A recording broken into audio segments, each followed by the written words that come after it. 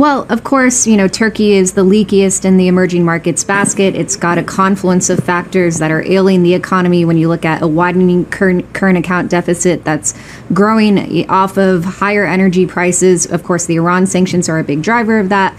Rising inflation, you've got, a lot of banking vulnerabilities right now, especially with the U.S. Treasury having a lot of scrutiny over Turkish banks, and Turkey expected to be one of the biggest violators of Iran sanctions. And so a lot of issues here that are compounding on top of geopolitical pressure.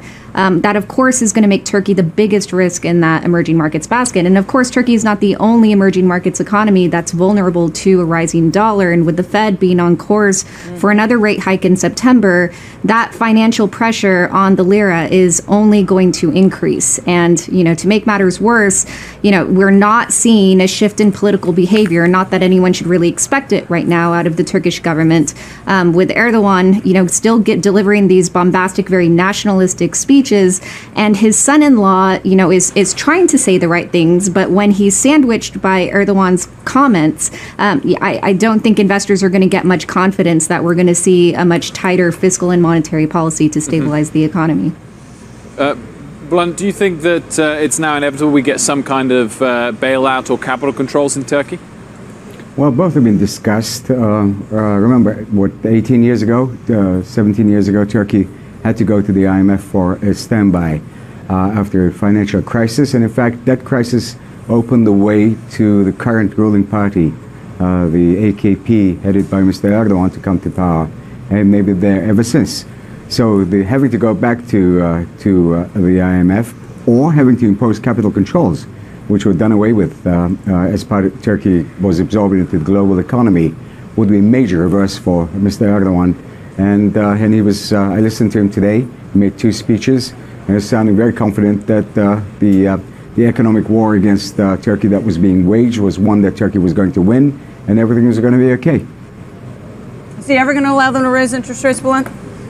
Well, he's done it before. Even though he's been opposed to it during the election campaign, which he won on June 25th, he was obliged to raise it 500 points because people persuaded him that it had to be done because the lira was rising. Funnily enough, the lira was still in the 4+ to the dollar range, to 5 range.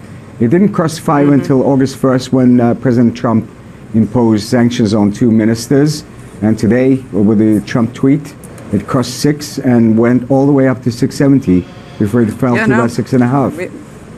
We talked about it all day. Riva, why has the President Erdogan, why has he been so steadfast in refusing to cede any ground on whether to release the American pastor, whether to cede ground on certain individuals, given the pain that he receives in response, and given his strong domestic position? Now he's got the recent election behind him. Yeah, well, I think Trump has definitely met his match when it comes to very stubborn nationalist leaders on the world stage. There was a reasonable negotiation at play over the exchange of Brunson and having some kind of easing of a fine for Hulk Bank for previous Iran sanctions.